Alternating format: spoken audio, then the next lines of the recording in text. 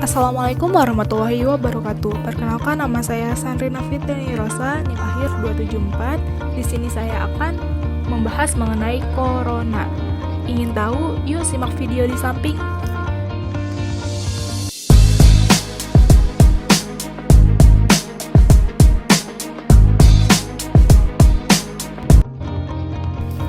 Jumlah kasus positif virus corona di Indonesia kembali bertambah pada hari ini dan semakin mendekati angka 7.000.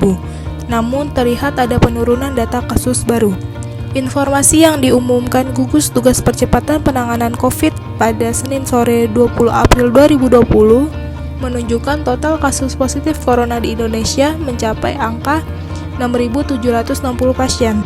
Angka tersebut terhitung setelah ada tambahan kasus positif baru yang terkonfirmasi dalam 24 jam terakhir sebanyak 185 orang. Data kasus baru kali ini jauh lebih rendah dari sehari sebelumnya yang masih di atas 300 pasien.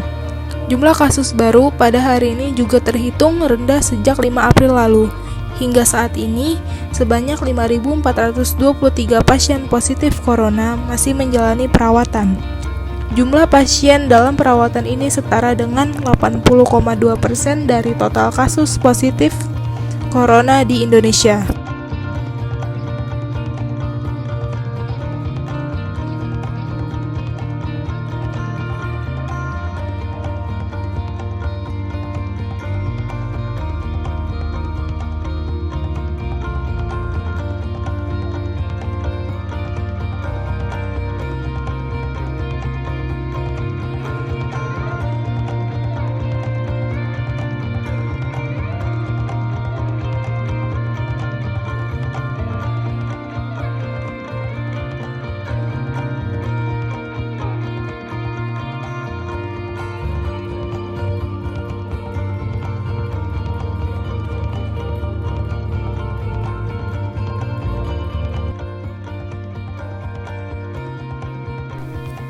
Belum lagi, kondisi memburuk bagi Indonesia sudah mencapai 6.000 kasus penderita positif virus corona.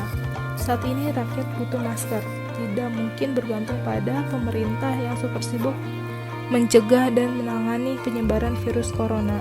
Setidaknya, politikus mereka mau turun gunung menenangkan rakyat yang sedang panik dan ketakutan menghadapi pandemi corona yang kian mengganas ini.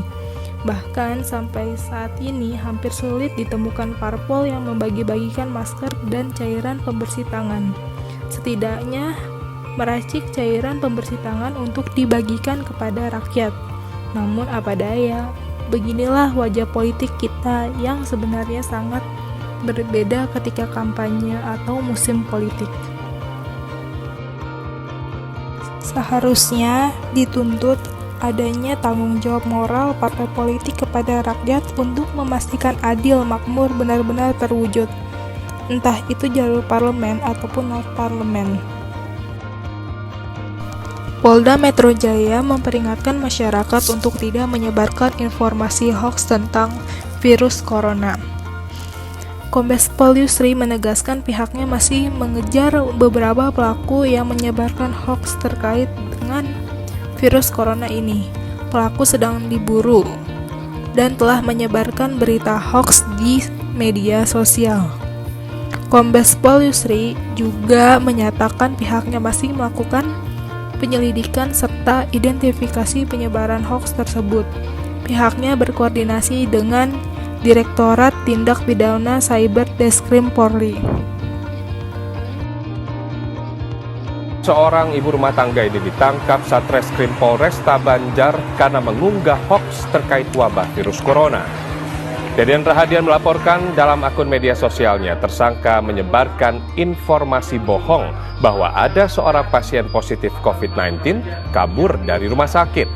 Dalam unggahannya, warga kota Banjar ini pun mempertanyakan pengamanan yang dilakukan petugas. Usai dilakukan pemeriksaan, polisi menyatakan informasi yang disebar pelaku adalah hoaks. Akibatnya, YN terancam hukuman 6 tahun penjara karena melanggar Undang-Undang ITE. Lalu pemerintah membuat program baru yaitu PSBB, yaitu pembatasan sosial berskala besar.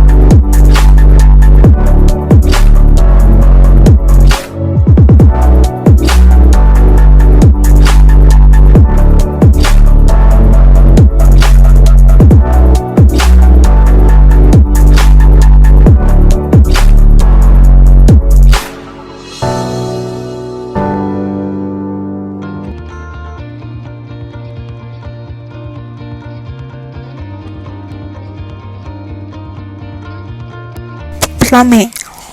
Lu semua bisa baca buku ya. Ada buku kan di rumah? Pasti ada dong. Nah, buku itu bisa bikin orang pintar loh. Kalau bosan baca buku, bisa membaca novel atau buku-buku yang lain.